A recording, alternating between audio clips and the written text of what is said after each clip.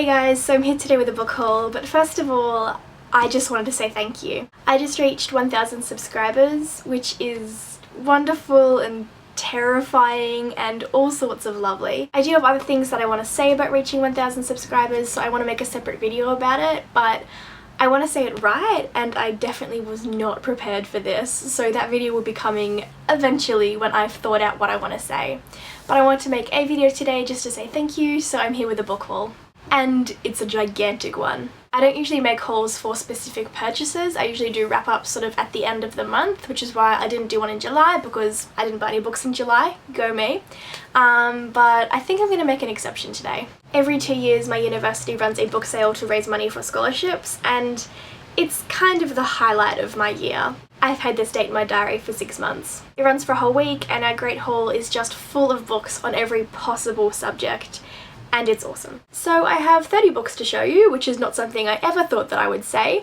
I'm going to go through them really quickly, but if you have any other questions about them, please let me know in the comments and I'll be more than happy to answer them. So my favourite parts about the book fair is they often have lots of really old, beautiful books in really niche, specific interest areas. I bought 4 books this year, which I think are really beautiful historical items. I say that like it's academic, I just think they're pretty. I'm almost definitely not going to read them, but I think they're really lovely just to have a piece of the past. The first book that I bought is the Coronation Cookery book, which is compiled by the Country Women's Association of New South Wales. This one is from 1945, and the thing that I like most about it is that in the front it has these pages of really old-fashioned ads, which I am a really big sucker for. I love anything sort of ephemera related from the past, especially from the 40s.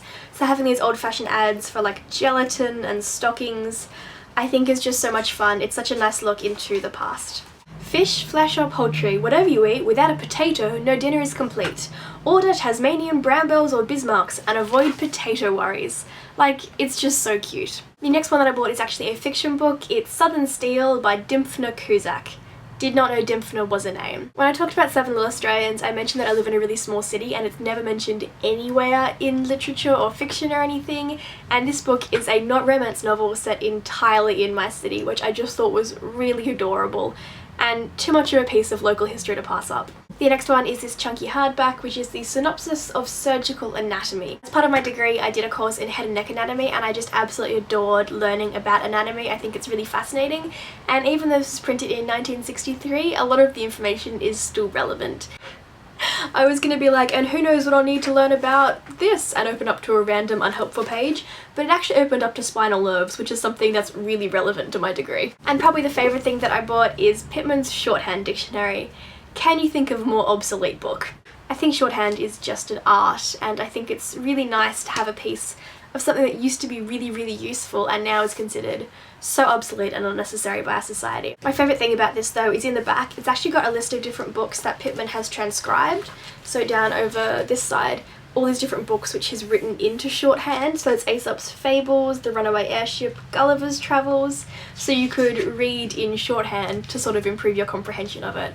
I just think it's really, really interesting, and I'm probably not going to reference it terribly often, but I think it's really sweet and I couldn't not pick it up. This next book kind of fits into the area of it's really cute but I'm probably never going to read it. It's Canterbury's Tales by Chaucer. I had to read this in year 12 and I absolutely despised them. They were very, very difficult to understand and I just didn't enjoy learning about them at all. I was kind of suckered in by how adorable this tiny little pocket edition is. I think it's really sweet and I'm probably not going to read it, but maybe one day down the track I'll forget how much I hated them and I'll pick it up again. So much the books that I actually will probably enjoy reading. The first one is Further Chronicles of Avonlea by Ellen Montgomery. I loved the Anne series when I was a child and I started rereading them a couple of years ago. I think the only one that I'm missing now is Anne's House of Dreams, so once I get that one, I think I'm going to do a reread of the entire series because I have a lot of fun memories associated with them.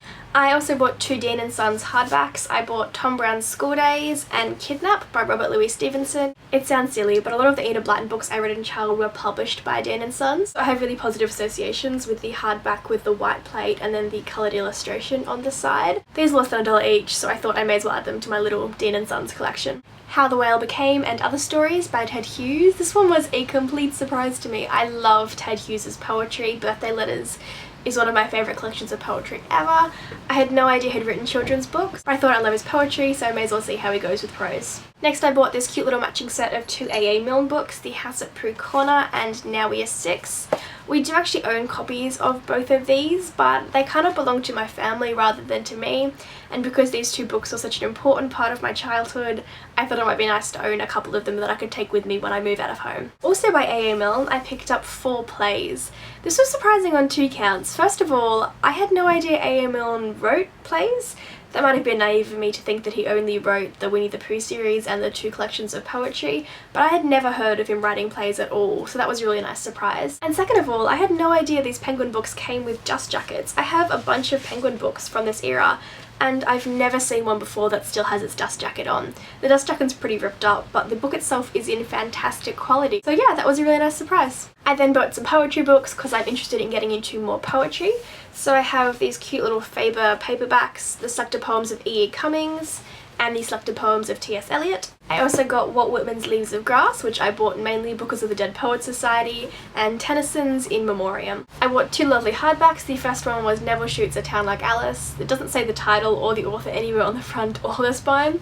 There used to be a little cloth sign here which you can kind of see has peeled off, but I know what's inside, so it's fine. And I got Franz Kafka's The Trial. The spine of this is kind of coming off, which is kind of sucky, but if you just look at these end papers, they're a beautiful dark green with this gold pattern on them, and I really couldn't say no to that for $1.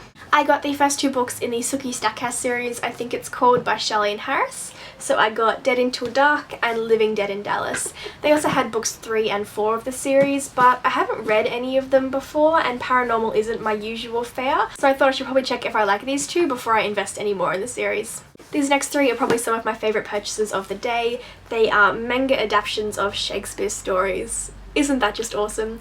I read a couple of manga adaptations of biographies before and I really loved the form. So these ones are Macbeth, Romeo and Juliet, and then Hamlet. It doesn't use all of the original text, but all of the text that's in there is lifted directly from the play, which I thought was really, really interesting. I've read all these plays before, but not for quite a few years, so I thought this might be a fun way to revisit them. I got Muriel Sparks' The Driver's Seat, even though this has one of the ugliest covers that I have ever seen. I've just been hearing everyone talk about this book lately, so I saw it there and I thought it had to be a sign. I had to pick it up and see what it's about. The Shadow of the Wind by Carlos Ruiz Zafón, I think is how you say his name.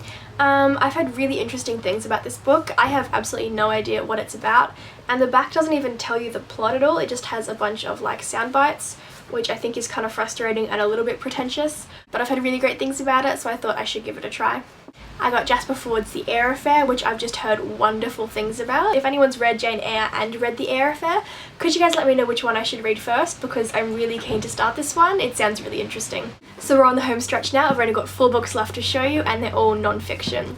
So I got Angela's Ashes by Frank McCourt, Eating Animals by Jonathan Safran Foer. I love a good typographical cover. Enough Rope with Andrew Denton. Enough Rope was a interview series. The name Enough Rope comes from the saying that if you give someone enough rope, they'll hang themselves. Actually, he just gets a lot of people to open up about things and speak really honestly about subjects you typically wouldn't hear them speaking about.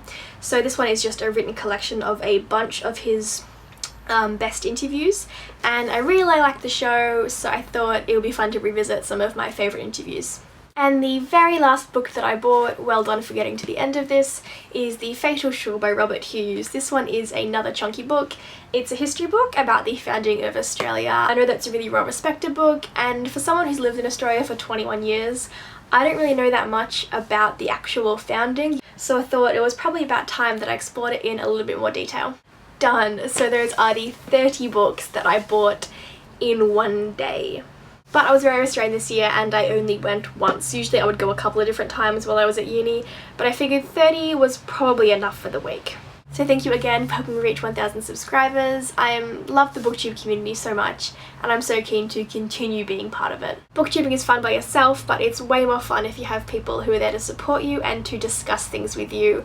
So thank you. Alright, that's it for today. Thank you so much for watching, guys. Let me know in the comments if you want to know anything else about the books that I bought, and have a great day. Alright, thanks guys. Bye.